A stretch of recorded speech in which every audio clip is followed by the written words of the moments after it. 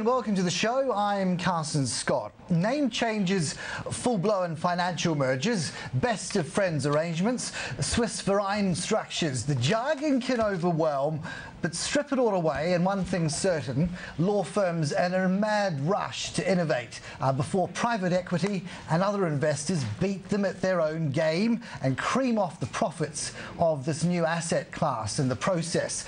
It's efficiency to the fore, or up to 70% of law firms' commoditizing work is set to be plundered from beneath them. So what's the market likely to look like in the next 5 years? Well, joining me now, Dr. George Beaton, partner at Beaton Capital, an independent corporate advisory firm based in Australia and Hong Kong, and Grant Fuzi, managing partner at Allen & Overy, international law firm, needs no introduction. Came out to Australia, though, in 2010 with offices in Sydney and Perth. Grant's been voted by peers as one of Australia's best lawyers in banking and finance and project finance and development. Warm welcome to you both. You know, when you were last on the show, first question I put to you, Grant, was 6 months in as it was then, what had been your kind of most surprising observation? If we fast forward from what's happened since, what has changed from your view back then? Carson, I think the view hasn't changed, but the pace of what has happened has surprised us. One thing that gets lost in the legal debate is the simplicity of it all. At the end of the day, we're talking about two very simple things. What do people want, the lawyers who come and join the profession, and what do clients want? What we said 2 years ago is we think that we're now part of the global community. That means our best and brightest want a global career, and most sophisticated corporates need access to world's best legal practice. So we anticipated that. We were surprised 20 months ago about the reception we've seen.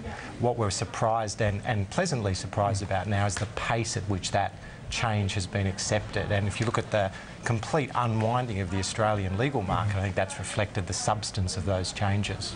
That is the interesting point coming right at the end there, George, the unwinding of this market, because in fairness, the idea that you could have external ownership has existed here for quite some years. It hasn't been sort of shaken up, though, until quite recently. Why not? Well, we've got to distinguish parts of the market, Carson. The elite big end of town market, of which Grant and his firm are members, is not going to be affected by external ownership. We know that anywhere in the world. But once you go below that into the middle market and the third tier of the market, where the market is ripe for innovation, the injection of external capital, which has been possible in Australia, a la Slater & Gordon for many years, and has now become possible in the UK this calendar year, is unleashing a whole range of innovation, which is transforming the way law is delivered to big chunks of the market. And that really is going to be the most transformational thing of the next 5 years. Behind all of this, though, is the realisation, and I said it at the start, that up to 70% of your commoditizing work, you might still continue to exist, and George may well be right. Who's to crystal ball gaze and beg to differ, really? You could take that either way. But when you're faced with that leakage of profits, quite simply, you've got to innovate the model. What's been the biggest change? Because all these name changes and then the discovery that there's little in the way of financial sharing at best. Think of King & Wood Mallesons as one example to China. What's really behind it? Well, I think there's two fundamental changes. And your question, Carson, about commoditisation, I think is a great one.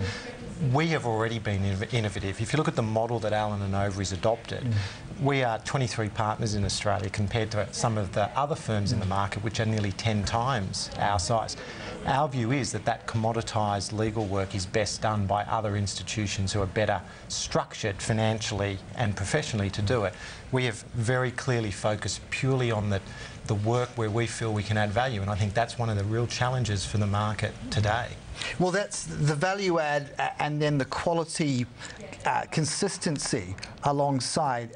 What kind of a threat is now looming to that, you know, that I suppose the cachet of knowing that you get what you pay for in a market, or maybe you don't anymore?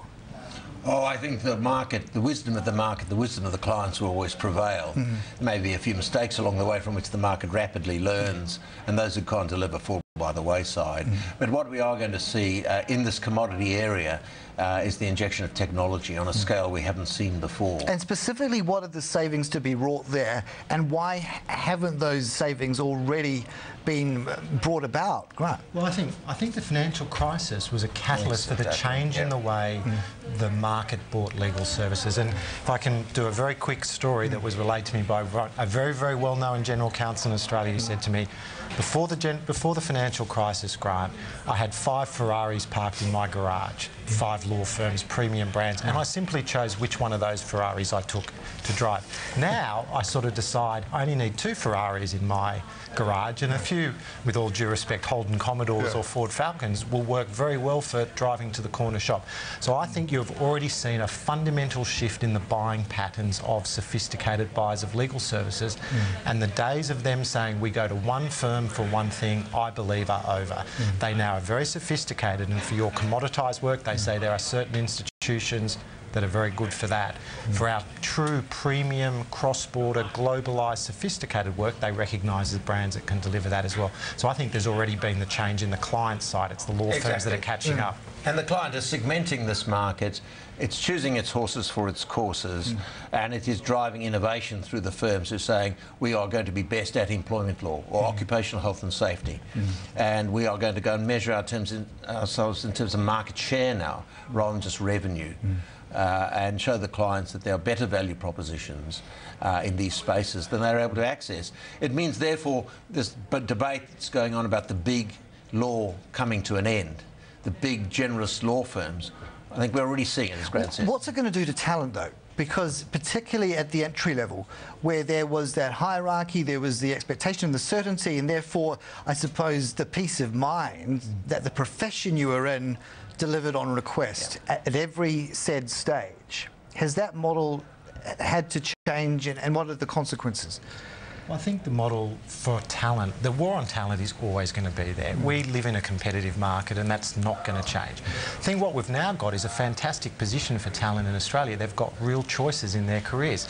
So if I'm a young lawyer coming through the university systems, I've got a choice of global law firms, regional law firms or local law firms, and I think there's a role for each of those.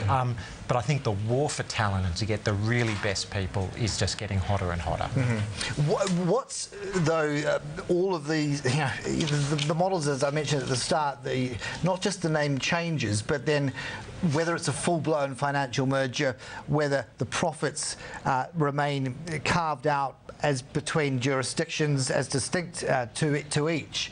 Are we going to see further development there, George? What has been proven to be the most profitable? I think everybody would agree that the one firm, an integrated profit pool, is the ideal. Yeah. But there are obstacles to that. Like currency? Like currency, and there are adjustments that will need to be made. Yeah. But the Big Four have been at this in the accounting space for a very long time, and have worked out, or are still working out in some cases, how to do this. They're even evolving their models to be increasingly integrated.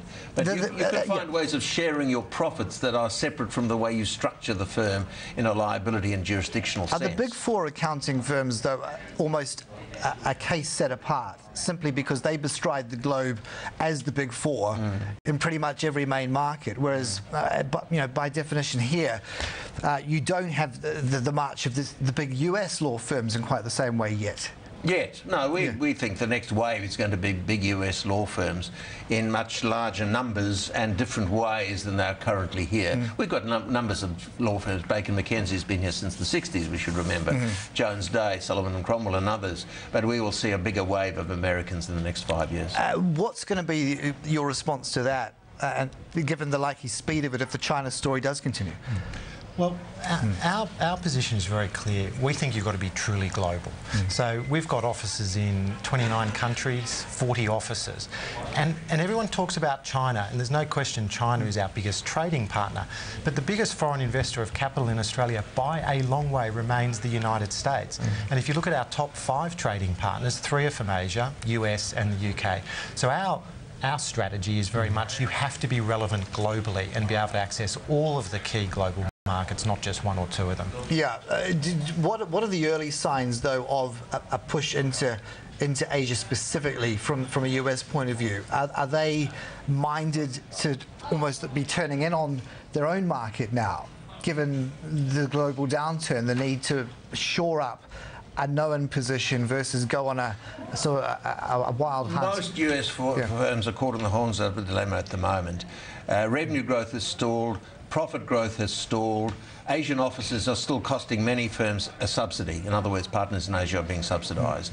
Yet they know that the next decade and two is going to be the Asian century decade, where the growth will continue as the middle class of China and India emerge. And so they are stuck between the short-term pressures of a partnership and profits today and the long-term investment in markets where they have to be.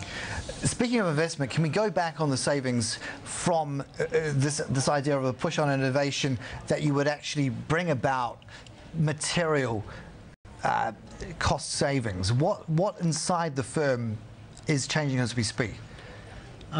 I think the way that we have to deliver legal services is changing. And, for example, Allen & Overy's opened a major office in Belfast. And the whole idea of that is to provide cost-efficient and innovative services. And a good example, if you're a client and you're involved in a global piece of litigation, and there is a truckload of documents that need to be due diligence or discovered, do I need to pay X amount of dollars for someone, or can those services be more innovatively and cheaply provided in alternate jurisdictions? And they're models that we're at the forefront, and Belfast is a good example of that. Then again, some more exotic locations like Casablanca, what's the rationale there?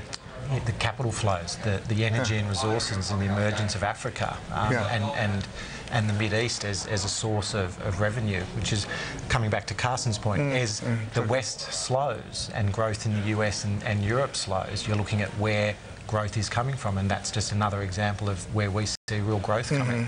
What are we seeing on that sovereign risk front, though? Because the spectre of that's been raised more than once. It doesn't just apply to Asian markets, specifically China. What about in Africa? I mean, how settled are things really for setting up shop?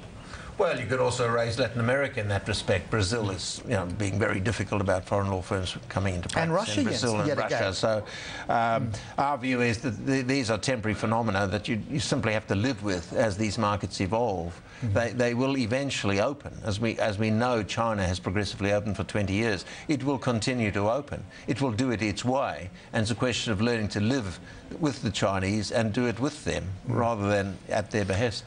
The shake-up in the UK that's seen Slater and Gordon make him steal a march there, what really has driven a legislative change on this whole front? And private equity, their commitment in the process to staying the course. The Clementi report was all about, and it's taken a long time in the making for the community, for Parliament to work its way through it, was all about better access to legal services for the person in the street, for small business. It wasn't about the big end of town, the Clementi report.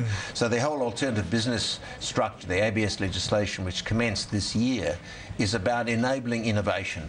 There was a report just last week from the Royal Bank of Scotland, $1 billion of private equity looking for a home in legal services. Well, that's the point. And Grant, how comfortable, though, when it's cold, black and white data and issues that have to be dealt with, are our clients going to be knowing that private equity are in the wings, propping this whole operation up? Candidly, Carson, at our end of town, like at Globe and Allen & Overy, we are not looking at or foreseeing private equity models for our business. I can't see that as something that's on the agenda for us. Is it a black swan moment? I don't know. But two very different markets. Right. The big end of town, we think, is largely immune from this. It's the middle and small end of the market which is seeing the innovation. That's where the change is coming.